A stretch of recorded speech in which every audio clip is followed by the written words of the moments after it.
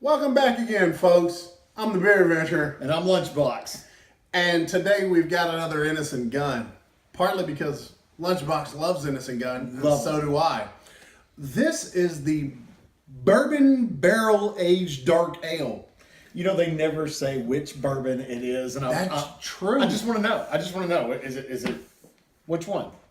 Okay, now this one says 30 days, which some of them I've seen, and some, I've had to do 30 days. that's a different story for a different time. So let's see what we've got. Now, Innis Gunn is from Scotland. Wow, they weren't fucking around when they said That is dark.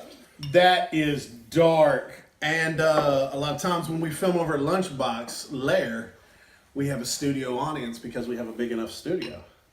So let's see. We'll also give some to our studio audience. Up in See the what game, baby. Let's see what they think. Okay. Now, this says that the very special dark ale has been brewed in small batches and then matured over oak, seasoned with the finest American bourbon to give it its rich and rounded character and satisfying smooth finish. You cannot see through it. It is so dark. That's awesome. Like you can barely catch some light through it. Barely. Barely. Barely. And it's very, very red. Ooh. Okay. Wow. This isn't a smoked one, is it? I can almost smell that on top. Oh, man, no. That's almost a stout. Ooh, that's good. Wow. I like that. Is a stout an ale? I don't know. I mean, I should know, but I'm not sure. I'm gonna call it a sharp flavor It is. You're right. because it just like cuts right in there. You know, it doesn't mess around. It doesn't trick you. It doesn't go one direction and then go the other direction. It just cuts right in there and drops it on you. And I think, I don't know, I get just a back note of oak. Yeah, that's what I was smelling when I was thinking maybe it was smoked. I smell it more just than that, I yeah. taste it. It's just, you can smell the wood on top. And I do get that kind of bourbony vanilla from oak aging, and That might be that sharpness that I'm talking about because that's the way bourbon enters in. You know, it's Yeah. just like bam. That's what that this beer does. It doesn't. anytime that you get like kind of that oak age, you will get a little bit of vanilla. I wouldn't call it smooth, but it is not unbearable. It's very drinkable. It's not like something that it's a struggle to get, you know, with every drink. But it is still very sharp, very pungent flavor. Like bang, It's kind of crisp. in a dark way. Yeah. Like if you could have a crisp dark beer, this would be it. Yeah, I mean, it's not abrasive at all, but it's very strong. And it says it is a 7.4% alcohol, but it doesn't taste boozy. No, it doesn't. It's not. It doesn't fly off with that high alcohol flavor. Now, I would say this is probably not one of those that you would give to your buddy that, you know, his idea of drinking beers is pounding a bunch of domestic light beers. Oh no. I do think this is more akin to a more sophisticated palate, or just a very, very open to different styles of beer friends.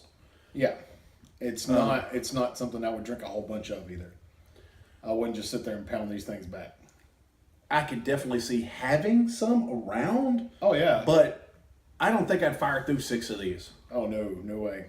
No, I wouldn't drink 2 of them back to back. no, but that's nice. It is. It's very, very interesting. You know, it's kind of clean though too. It's very complex, but at the same time, it's not.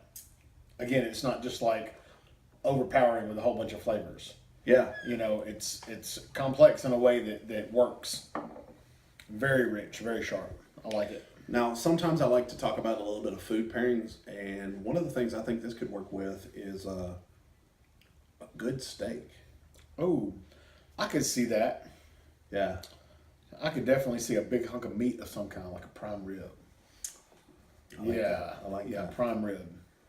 Now, I'm going to look over to our studio audience and see if they're smiling, and they're smiling. I think people off camera kind of enjoy this as well. Okay, so let's go ahead and let's break into our rating system. Did you dig it? I dug it. I dig it too. They dig it. Would you have another? Sure. I'm definitely going to have another. Maybe if at all not possible. right behind it, but I would drink it again Yeah. in the future.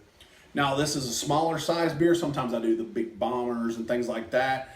So, would you buy a 6-pack? I might buy a 6-pack because that would not be bad to have in a beer fridge. I don't know if I'd buy a 6-pack, but I would definitely put 2 of them in a make a 6. Also, good idea. So, if you're in one of those places where they've got those, grabbing them, a couple of those is not a bad idea. So we're going to break it down to our scale of 1 to 10, 1 being the lowest and 10 being the highest. And my studio audience over here, they said, what was that, 6? Studio audience is giving us a 6 over there. Man, I give it a good strong 7. You know what? I give it a 7 as well. This is a fantastic beer. It is. It did exactly what I hoped. It's not insane.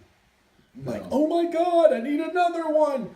But this is one I'm going to put on my list to, maybe have a couple of them chilling around the beer fridge for, let's have another one of those. A dark ale.